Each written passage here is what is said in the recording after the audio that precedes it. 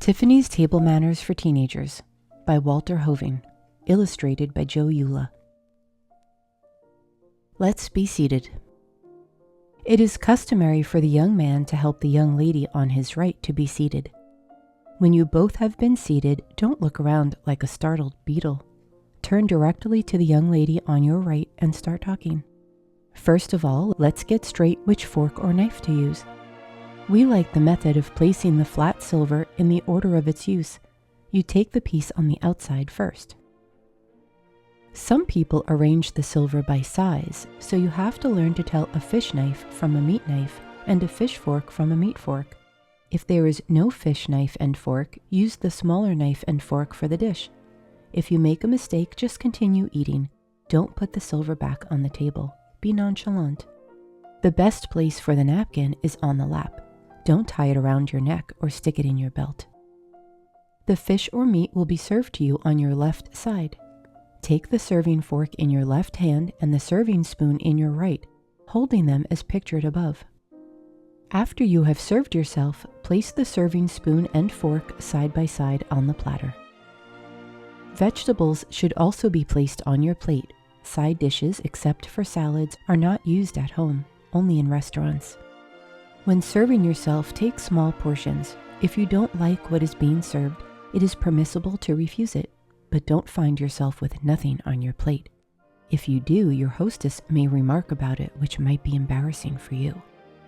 You don't have to wait for your hostess to start eating, but don't leap at your food like an Irish wolfhound. The soup course. The soup is brought to the table in the soup plate at dinner. The soup spoon is held in the right hand with the thumb on top. Don't hold it like this. And don't hold it like a mashy niblick. This is not par for this course. When you are eating soup, the soup spoon is tipped slightly away from you and is filled by moving it away from you, not toward you. Sip the soup from the side of the spoon or from the end. It makes no difference. And please, no noise. When most of the soup is eaten, tip the soup plate away from you, never toward you. Thus, if you spill some, you will not splash your clothes. Generally at luncheon, soup is served in a cup. This may be eaten with a smaller soup spoon or drunk by lifting the cup. The fish course. Both the fish knife and fork are used for the fish course. This is the way to hold the fork. Prongs should always be down when the fork is held in the left hand. This is the way to hold the knife. Note that it differs from the way the meat knife is held. This is the way to place the fish on the fork. The fork is held in the left hand and the knife is used to cut and as a pusher. If the fish is soft and boneless, then it is perfectly proper to use only the fish fork. When the fork is held in the right hand, the prongs may be up or down, whichever is more convenient. When you are eating with the fork, don't put the knife on the plate. Leave it on the table. When using only the fork, never hold it in the left hand. The meat course. The luncheon or dinner knives and forks are held this way. The meat knife is not held like the fish knife because more leverage for cutting is necessary. Let the forefinger point down the handle and hold the fork in the left hand. The prongs are always pointed down. You spear the meat with your fork and cut it off with your knife. Cut only one piece at a time. To fix the meat on the prongs of the fork, put the knife blade underneath the piece of meat. A slight twist will help to fix it firmly. A small amount of potatoes and vegetable may be placed on the prongs of the fork with the meat. The fork is conveyed to the mouth by twisting your wrist and raising your forearm slightly. Don't stick your elbow out and raise your whole arm like a derrick. Each time you take a mouthful, lean over your plate. If anything drops, it will fall on the plate and not on your clothes. After cutting the meat, never place the knife across the corner of the plate. Don't keep shifting the fork from the left to the right hand. This is clumsy and awkward. Never hold the fork this way when cutting meat. If occasionally you want to eat some vegetables with your right hand, place the knife as above, but do not shift the fork back and forth every time you cut a piece of meat. Never hold the fork in the left hand with the prongs up and pile food on it with the knife. Never hold the knife in the left hand. While you are eating, never place the knife and fork like a pair of oars in a rowboat. Always place them like this. This is the only rest position. The knife and fork are crossed on the plate with the fork over the knife with the prongs pointed down. This is one reason why the prongs are curved. A good butler or waitress will never remove your plate with the knife and fork crossed because he or she knows that you are not finished. Never wipe your mouth with one hand while holding a knife or fork in the other. Never keep the fork in your left hand while drinking water. Do not hold the knife and fork in this position when you are talking. It looks unattractive and belligerent. It is perfectly proper to talk with the knife and fork in your hands, but do not gesticulate with the fork or the knife. The knife should never be raised more than an inch or two above the plate. If you remember this rule, you'll never get caught with the knife in your mouth. When eating a piece of bread or drinking, place the knife and fork in the rest position. The sharp edge of the knife blade should be pointing to the left. This is the best place for your knife and fork when you are chewing, talking, or wiping your mouth. When the course is finished, always place your knife and fork as above. The prongs of the fork should be down. The blade of the knife should face the fork. This is the I am finished position. If the meat doesn't require cutting with the knife, it may be eaten with the fork in the right hand. In this case, don't use the knife at all. Leave it on the table. When eating only with the fork, place it prongs up on the plate when you are finished. The butter knife is placed across the butter plate. Always break the bread with your fingers. Do not cut the bread with the butter knife. Just butter the bread with it. The salad course. The salad may be eaten with the salad knife and fork, just as the fish and meat courses are eaten. Or if you feel the salad can be cut with the edge of the salad fork, the knife may be left on the table. At luncheon, salad is often served at the same time the meat course is served. In this case, you may use the same fork you are using for the meat. Asparagus is eaten with the fingers unless stalks are too long. If the asparagus is long and thin, cut off the ends with your fork held in your right hand and eat with your fork. You will then avoid imitating a trained seal. Then pick the shortened stalks up in your fingers. An artichoke is eaten with the fingers. Pull off the leaves one at a time and draw them through your teeth.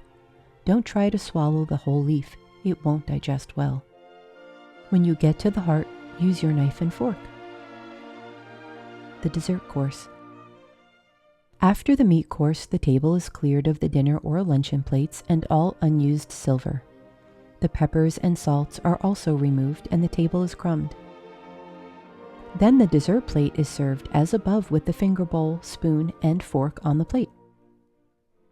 Remove the finger bowl and place it on the table to the upper left of your plate.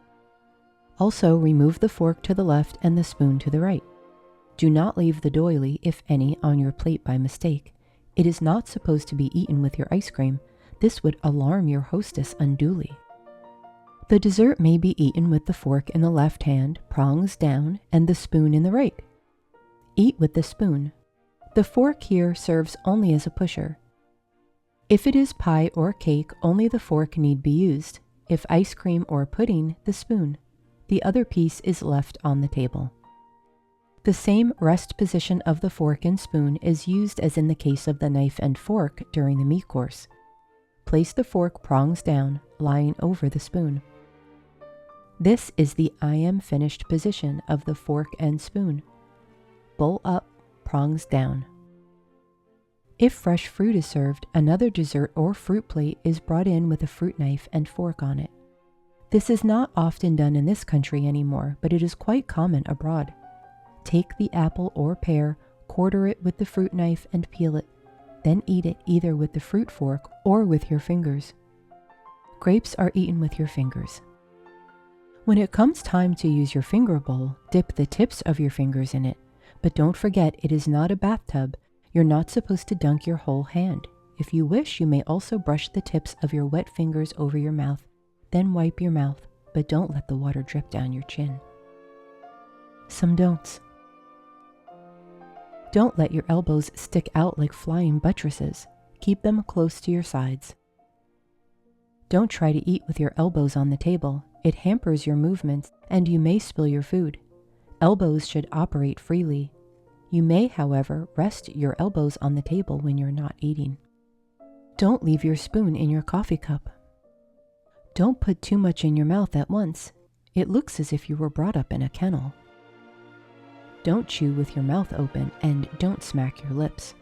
Not only is it unappetizing, but it interferes with other people's conversation. Don't talk with your mouth full. Some of your lunch might fall out. You must learn, however, to talk with a little in your mouth, simply because you can't always wait until you have swallowed everything before answering a question. So if you take a little at a time, you will always be ready to join the conversation. This takes skill and practice. When eating corn on the cob, hold it in both hands. Don't stick handles into each end as above. It looks too precious and artificial. Don't eat chicken with your fingers except at a picnic.